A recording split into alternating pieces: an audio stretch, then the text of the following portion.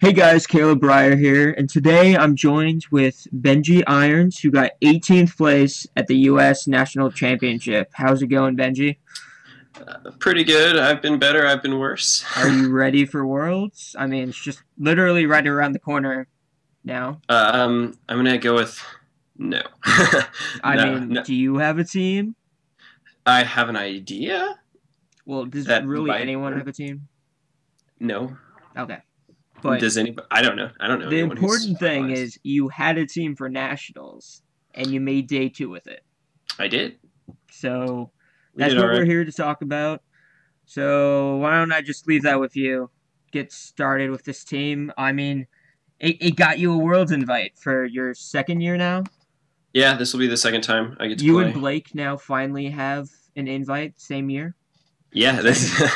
Yeah, he got it in 2014. I got it in 2013, and then now we're both playing in 2015. So It's magical. So why don't we just get on started with this?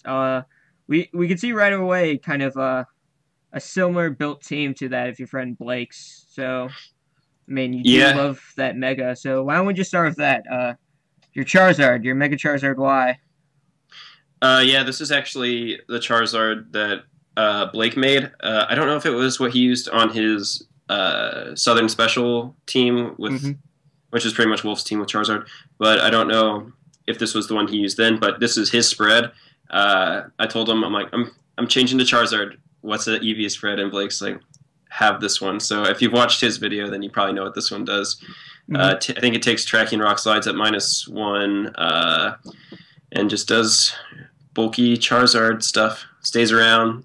Mine is different in terms of moveset. He had Tailwind Flamethrower. I had Mm-hmm. all my fire options with Overheat, Heat Wave, and then I had Solar Beam Protect. But it did what it needed to do. It was really really good Pokemon for I me. mean, Overheat definitely helps the bulky aspect because it just does so much without needing really very much special attack investment at all. Yeah, yeah. The best part about it was probably just nuking Thunderous, Mm-hmm. uh, which was definitely an issue for the team, as I'll talk probably later. Uh, yeah, just being able to knock out Thunderous with Overheat on turn one was Mm-hmm. pretty huge. I mean, before we get any further with this team, let's just backtrack a bit and kind of get to how you ended up with these six Pokemon. I know Okay. you've been a fan of like Charizard Breloom since the beginning of the season, but do you kind of want to step into why you chose these six particularly for the U.S. Nationals? Yeah. Okay. So if you guys know me at all, I had a pretty terrible regional season compared to what I have done in the past. Hmm, Uh, I this guess. was the first year since 2013. I guess I won regionals 2 years in a row, Mm-hmm. but did not even top cut a regional this season. Uh, so I was a little down in the dumps. I didn't go to a winter regional at all, but the core four from this is what I would have brought. I would have brought Charizard, Breloom, Rotom Wash, Landorus if I would have gone, Mm-hmm. and I had a lot of success with it on the ladder at the time. I literally would just bring four Pokemon on the ladder, and just because I could not finish the team to save my life. I Okay. think at the time I had Kangaskhan double mega, I had Kangaskhan non mega because with disable I had tons of fun stuff in those slots, but pretty much just used those four. All right, that's not something we've not heard before. In fact, Colin talked about how, like, literally the night before Nationals, he only had four Pokemon, and I had to Yeah. help him a lot with that. So, seems to Oh be a yeah. common theme. Yeah, definitely a theme within within the group, but probably within the whole community even. Mm-hmm. But I enjoyed those four, and I actually went back to them a couple days before the tournament. Uh, in the international challenge, I used King Moth, Clefairy, Landorus, Rotom Wash stuff, just Mm-hmm. and Breloom. I just used some really standard stuff. I had a Clefairy, and I did absolutely terrible. Well, I mean, it's an Not even international close. challenge. You shouldn't be taking it that seriously, but still respectable practice. I mean, Yeah, didn't I you was. get like tons of DCs or something?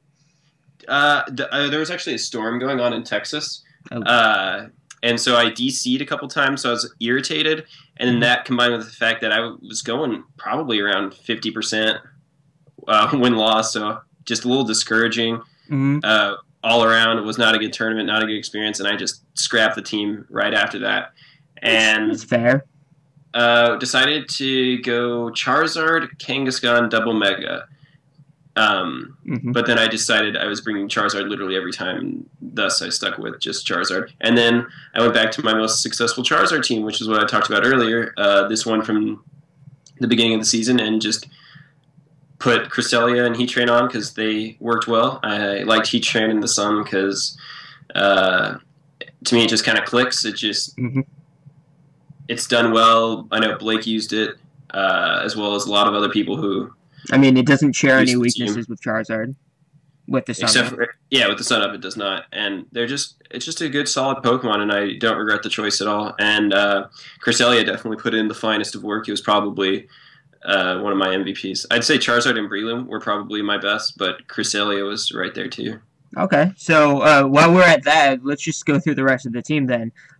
You said you started with Charizard, Landorus, Breloom, Rotom. So now that we've talked about Charizard, probably talk about his partner in crime, Choice Scarf, Landorus. Yeah, I don't think anyone will doubt the just overall power of that combination. You can Earthquake. There's so much spread potential. There's just so much that those two can do. You can U-turn out if there's an unfavorable matchup. It's just such a good lead, and it kind of makes your opponent react. I know in a lot of game ones, I just sent them out and see what they had to react to me, and then kind of went from there. And a lot of times they just couldn't.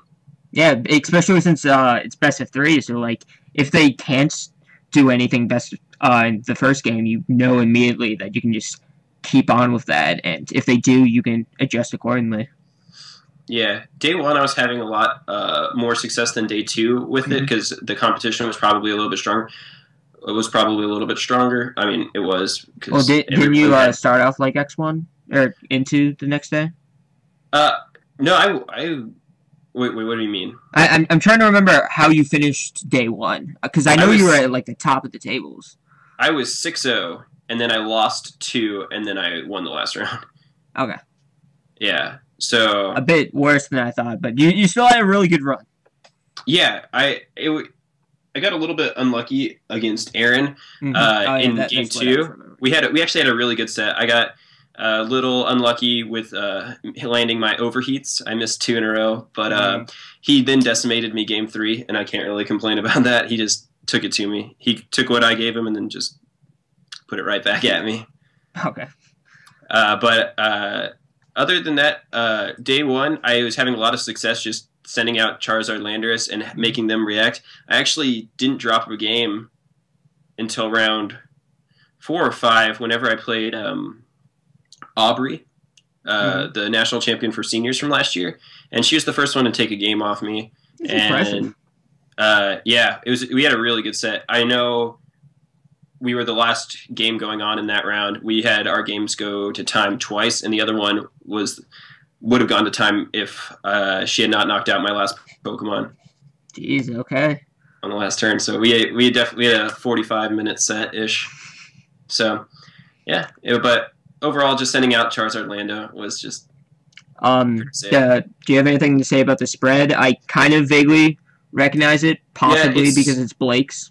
It's almost identical to Blake's. Mine's a little bit slower and a little bit more powerful. I was not as concerned with Lando mirrors because I had Icy Wind Crest, so I was wanted a little bit more power, and it's what I had in the game already. So that didn't. Can't complain with that. All right. Yeah. So third member of your original core, you had Breloom. Breloom's quite the interesting pick because it's definitely a strong Pokemon with that Spore, but we don't really see a lot of Breloom like we might have in like 2013. Yeah, Breloom was a lot. It's a weird pick. I personally think that a player using Breloom, a really strong player using Breloom, is one of the scariest things because I think Breloom, when used correctly, is absolutely terrifying. I know Billa used it to great success. Kind of like a Smeargle, like a good Smeargle player is just like yeah. They're. It's really, you have to react to it, and everyone's going to bring something to beat Breloom. No one's going to be like, crap, they have Breloom. Let me just not bring anything for it. But no, everyone is scared by that Breloom. I used Breloom at regionals and I used Breloom at nationals, and I had multiple times people say, couldn't beat that Breloom. So that it was definitely a good pick for me. Well, with Charizard, there's no real worry about like hail or sand breaking that sash. So yeah, having my own weather to take at least 2 hits, unless it's Kingsgun. But yeah, having my own weather really did help Breloom because I was able to get the sash up. I know a couple times I played some sand teams that that were able to break my sash by sending in T-Tar, but then again, you're sending in T-Tar against a Breloom that can just Mach Punch you the next turn. So exactly. So the spread's pretty simple. It's 252, 252. I don't think that 4 in special defense really matters for anything. Yeah, I honestly don't even know if it was in special defense. So yeah, it could go anywhere. It could go anywhere. It doesn't really make a difference. Attack, or it could probably even go there. It doesn't matter much. Yeah, it would make it's pretty frail anyway, with only like what is it? Pretty much just the sash activates and you do your thing. You just need the max speed, max attack. You spore, you get priority moves off. Bullet Seed does a lot with Technician. It's pretty cookie cutter. I mean, there's not really any real trick with Breloom. You get what you get, but it's pretty good Pokemon. Nothing to complain about there. So the next Pokemon you had Rotom Wash. Yeah, Rotom Wash I was really disappointed with. Probably would not use it. Really? Again, it was definitely the worst Pokemon on the team. Wish I would have had Thundurus or something like that. Team was really weak to Swagger and whatnot. I wish I could have had something to help me better deal with that instead of having a faster taunts. Like I wish I would have had I wish I would have used Blake's Thundurus in that slot. It would have given me 3 Ice Weeks. But I think I didn't really play enough ice moves to justify not doing that. I didn't really come into Mamoswine or Rotom versus Thundurus. Rotom beats Landorus. Well, Thundurus doesn't really, so like... Yeah. I think I only brought Rotom to like 6 matches in total. And that was over like, 30 or something? I don't know. It was just underwhelming. Didn't even need it. Some of the matches that I had it kind of just sat there. I only liked having it in my match against Min, and Thundurus would have done the exact same thing. Okay. Is there any reason why then it was part of your initial 4? Like, yeah, it's just solid. It bulks it down. I think on paper it's the better choice than Thundurus. And if I was building the team again, honestly, Rotom Wash would probably be there typing wise. But I think just overall in making sense, I think Thundurus makes more sense on the team with what it ended up being weak to. Okay. So, no Rotom. But I did. Yeah, I would not do Rotom again. For this particular team, if I had more stuff to deal with, the Swagger and whatnot, and taunt of Thundurus, and I got Swagger too many times, dude. Too many times. I mean, in theory, if you're afraid of that, you could go like taunt Heatran. Yeah, but then it's getting swaggered. I don't know. It's just yeah. I don't know. So Swagger's just Swagger's good. It's a good move. And I wish I would have had more to stop it. Okay, that's fair. So now we have that core wrapped up. Now we can talk about kind of the duo that kind of just sit there that basically finish off the team. We got Heatran, Cresselia. Yeah. So how the team kind of ended up working whenever I was building with Double Mega with Kang, I had Heatran and Cress on the team, and I liked them both. And I thought whenever I switched over to just Charizard and then brought in my old core, I was like, these two make a lot of sense. Cresselia provided a speed control that the team needed, and Heatran in Sun is just a powerhouse. Because I remember whenever I was playing Sun teams, or whenever I was playing a Sun team against a Heatran, I knew it was pesky, and so Heatran's in the Sun is just terrifying. So and I just bring the Sun for my own Heatran, and I do not regret either of those decisions. The Cresselia has skill swap, so I was able to skill swap my own Heatran if I wanted to. I didn't do it that much, but Cresselia skill swap was definitely amazing. I know I caught Min with his switches into Politoed, and I skill swapped my own Charizard. I caught another person with Tyranitar doing that, and they both just got very upset. I remember I played Min, and we played day one, and he trunched me. It was closer than that, but he definitely gave it to me and definitely deserved to win. Day two, he 4-0'd me game one, and then I was going through everything. I was like, what can I do? And then something clicked. Something clicked. I was like, I have skill swap. He was running a Rain Room team, and I was like, I'm just gonna skill swap. He was like Jellicent, Politoed. Yeah, Jellicent, Politoed, Amoonguss, Kangaskhan is what he would bring every game. And so I skill swapped myself as he switched in, and that took game two. And he's like, what the heck? And then I did it again game three, and he just had a hard time coping with that. But he was definitely good at it. And it was a fun match, and I was glad I was able to adapt after taking it for so long for day one and day two. I'm glad you had fun in your journey to get 18th at this event. It's what Pokemon's all about. Dude, yeah, it's always fun. So, looking back at your Heatran, you opted for Flamethrower as your fire move. And if we look back at Charizard, you had Heat Wave Overheat, so you kind of complete the trifecta of all those fire moves. So, like... Yeah, definitely liked having Flamethrower on Heatran. Didn't have to worry about Wide Guard with Heatran. So, what the theory behind it was, Aegislashes, if they did bring Aegislash, I could not have to fear about Wide Guard. So both of my fire types could just hit it. So I opted to have Overheat on Charizard and Flamethrower on Heatran, because I thought it made sense. Because Heat Wave Overheat's already a kind of good Charizard set. It's like probably the standard. But Heatran with Flamethrower was definitely the call, or at least for me. I like it. And then the sub leftover is just kind of like... A lot of teams, I've noticed, some teams, if they don't have anything for Heatran, and you just set up a sub, you can win from there. Like, they're already struggling to hit it, so... That was definitely the case. You set up a sub and you win. If you notice, I tried to get really cheeky with some of the little stuff on my team. My Rotom actually outspeeds my Heatran by 1 or 2 points, and it was to Will-O-Wisp myself. Did not do that, but it was fun. It's fun in theory. Okay.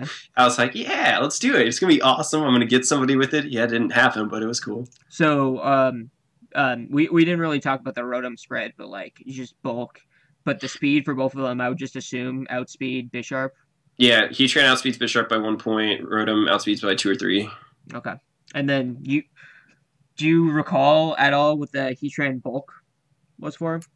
I do not. I mean, maybe like a superpower from something? Yeah, I would assume superpower. It's a Heatran spread that Blake and I made a long time ago. I had it in my game, saw it. I changed the speed up a little bit, but that was it. Wish I knew more. Sorry. No, that's okay. That just kind of shows that the spreads, as long as you know what it can do and you're okay with that, your spreads don't need to do all these fancy, like, tech. Like, you don't have to survive, like, the weirdest hits. Like, ooh, I knew I was going to lift that. No, you can just, if you know enough about your team to feel comfortable about executing enough with it. Yeah, I had Intimidate and I had Substitute, so I didn't really worry too much about what I was and wasn't living. I kind of knew what a Heatran can take and what a Heatran can't. So get out on Earthquakes, switching Intimidates on some fighting moves, whatnot, you know. That's fair. And then we go back to Cresselia. Your Cresselia was, you opted for a Rocky Helmet. That was a mistake. With Psychic, Icy Wind, Skill Swap, Protect. You want to talk about that Rocky Helmet? Yeah, it was supposed to be safety goggles. What happened was I was initially using a Calm Mindset, and it was bold.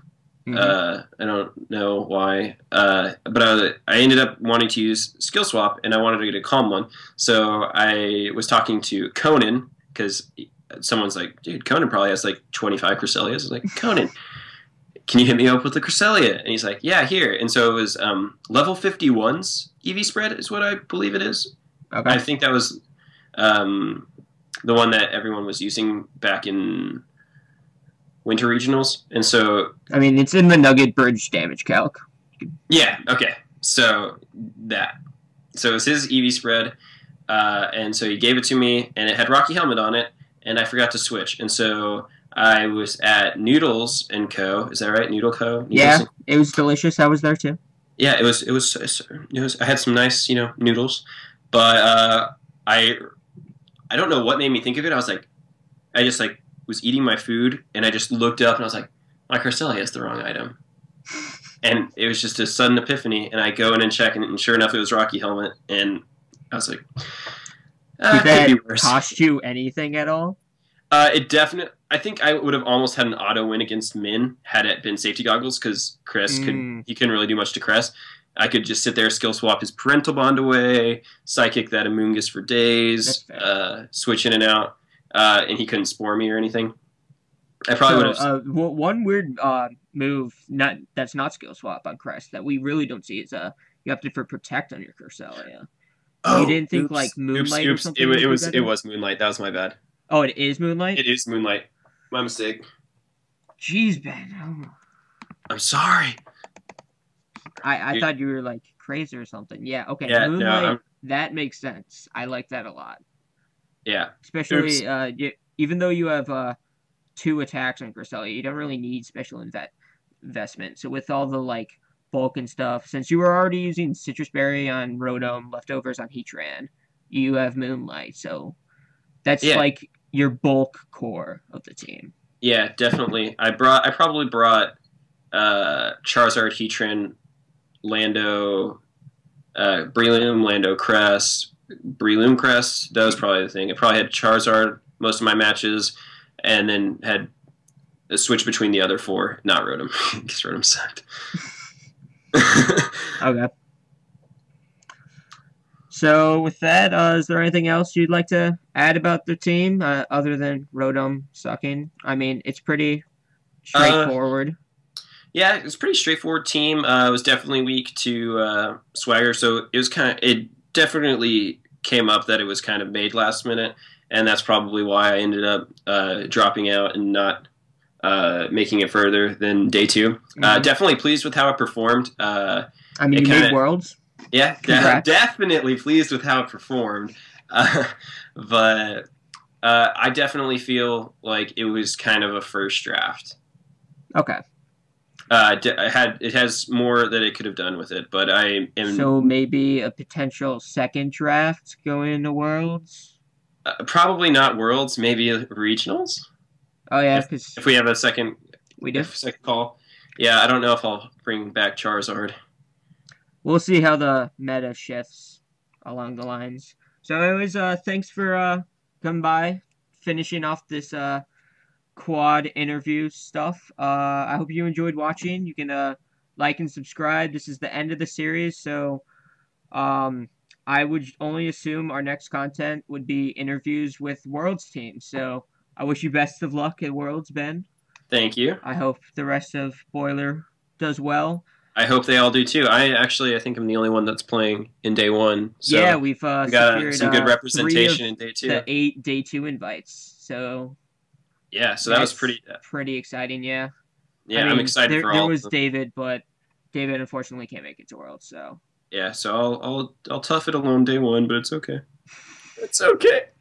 So definitely follow us on Twitter. All the social medias on the bottom.